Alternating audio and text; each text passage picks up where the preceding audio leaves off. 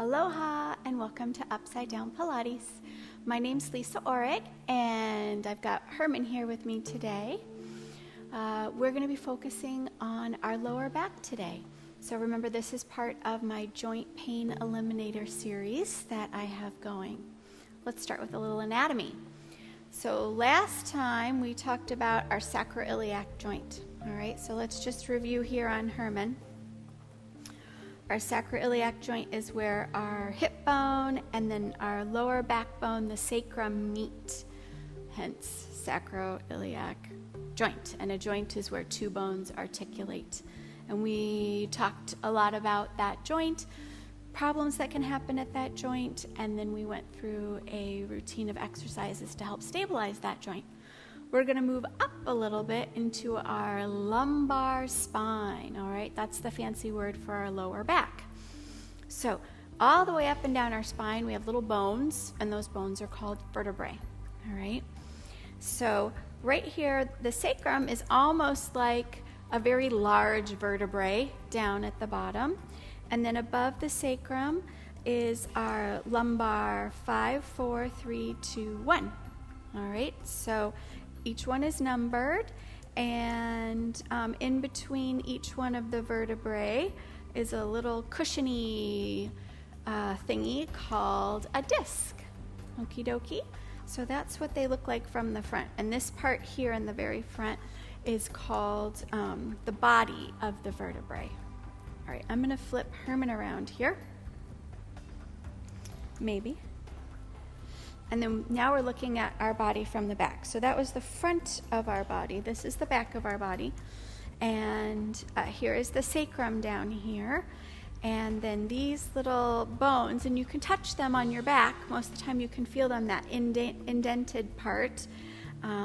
These are the processes of the vertebrae, of these big bones. So the bones are really quite large. So if I hold here and I wrap it around, the lower back L5 is about that big around, which is pretty big.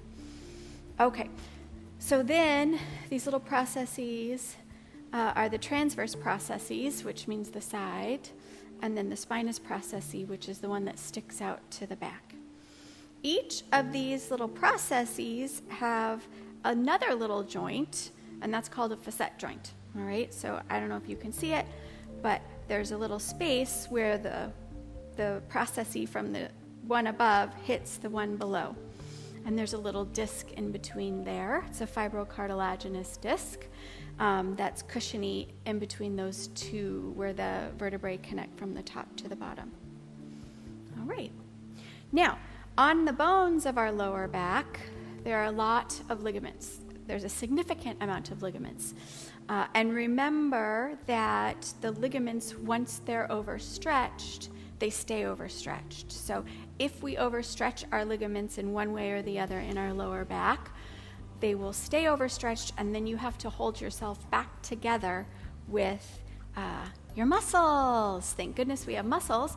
But the most important things about our muscles, if we have to keep them working and strong. Okay? Let's talk a little bit here. I'm going to turn Herman back around. We're going to talk a little bit about what a herniated disc is so you understand what that is. I spend a lot of my time explaining to people exactly what their problems are because they'll come with some sort of diagnoses and then I have to explain what that is. So I'll talk a little bit. This is a representation of what a herniated disc or bulging disc is another term used. So what happens is our discs are kind of like jelly donuts or like custard-filled malasada might be another way to look at it. And so on the outside, it's the crispy crust and some bread. And then inside, there's the jelly or the custard. So what will happen is, let's say you smash down on your jelly donut or your malasada, then that area is damaged. And when you take the pressure off of there, the jelly might come out through there. That's one way that this happens. Or if you press down, the jelly might pop out the other side. All right? And so a lot of times when you have a herniated disc, you don't actually know which way the herniation started or how the problem started. So those are the two basic ways. You can have it being pushed out from pressure, or the area is damaged from repetitive use or hard use, and then it will come out through that way where the damaged area is. Some of the things that can cause some of the damage or pain that we might find in our lower back are ways that we sit or ways that we move, or postural misalignments is a lot of times what we can call it. So our lower back should have a natural curve in it. I'm going to turn Herman this way. So Herman's got excessive curve, but you can see how his lower back comes forward a little bit, and that's normal down through here. So you should have a little arch. It's called lumbar lordosis. So if you have extra arch this way, it's called excessive lumbar lordosis. Now, if you can also have a flat back going the other way. So Herman doesn't have this problem, but if his back here was all the way over here and flat, then that would be called flexion or excessive flexion in his lower back, or you could just call it flat back. So a lot of people call this sway back and this flat back, which isn't quite anatomically how the anatomists call it, but that's what a lot of lay people will call it. So when you have either too much arch one way or too flat the other way, you put pressure on the joints, the discs, and the nerves and the ligaments in a way that we shouldn't be doing. And when we do it repetitively, over time, either just from daily life or athletics or dancing or poor exercise postures, that's one of the ways that you can injure yourself. So what we have to do is learn how to be in a neutral or optimal spine when our bones are lined up nicely and we're not putting too much pressure one way or the other way. The other thing that will happen is these little joints back here, the facet joints, will become misaligned, and sometimes these little nerves back here that come out through in between where those joints are and the larger vertebrae, the body of the vertebrae are, will get pinched as well. And that can all come from the way that you sit, the way you walk, repetitive movement, not having strong muscles in there. That can cause a lot of trouble there. And so then you have to realign and strengthen your body in a way that puts everything into an optimal place, that you're not smashing down on anything that shouldn't be smashed down on. In addition to that, we have a lot of muscles, and this is the most important thing because we actually have control over our muscles.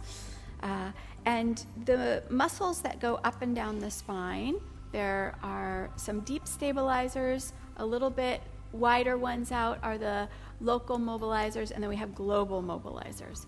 So the deep stabilizers are going to be things like small, tiny muscles. They're called multifidi, rotatories, the spinalis muscles. They all connect in through here, and they're small muscles, and what they really do is fire up to help hold your bones in place properly.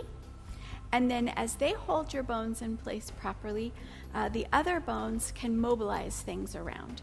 So one of the main things that I do in working with people is to teach people how to fire up those small, deep, stabilizing muscles so that when they use the other larger muscles, they're not putting too much torque or pressure on the bones, the ligaments, and our nerves that we have in here. So let's talk a little bit about how we should sit. So this is one of the big problems, especially right now. We've been locked in our homes, working from home, not even walking around to go outside much. Everyone's gained between 10 to 25 pounds, and we're sitting a lot and exercising very little. This is a typical scenario that I'm seeing from people right now. And people are walking in through my door really pretty broken. It's quite devastating, actually, some of the things that I'm seeing walk through my door of new clients. So let's just talk a little bit about how we should be sitting if we are sitting. we want to sit in neutral. So you want to have that little curve in the lower back. You don't want it too much of a big curve. The other thing is we don't want it too rounded back. When we sit like this, we put all sorts of pressure and stretch on those muscles and in the ligaments, and they become tight, they become weak, and they become overstretched. And then it can become very difficult to sit up properly after a while. So when you're sitting, you want to think of sitting on the little bones that you have in your tush. Those are called your ischial tuberosities or your sits bones, all right?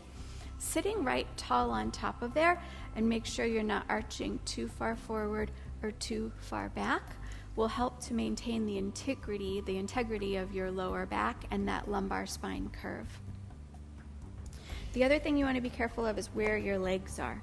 All right, so if your legs are all smashed up here, say you're sitting in a chair and you're low and then the chair is high like this, there's no way that you can sit properly because you're rounded back and your legs are up. So you want to make sure that you can either elevate yourself on your chair, but you want it to be about 90 degrees so long as your hamstrings can tolerate it. If you have very tight hamstrings, you may need to elevate yourself a little bit more so that it's less than 90 degrees. And when I talk about 90 degrees, I mean this hip joint. So this would be parallel to the floor or maybe a little less. You also have to be careful with that because if it's too far down, you're going to start putting a lot of pressure in your knees. We're not talking about knees today, but you want to make sure that your knees are lined up. If they become too far in, you can start to put pressure on the inside of your knees, and then you might start to have pain on the inside of your knees from your sitting pattern. It also puts the hip in an interesting place chronically, and it can cause problems up at your sits bones, and I've seen that as well.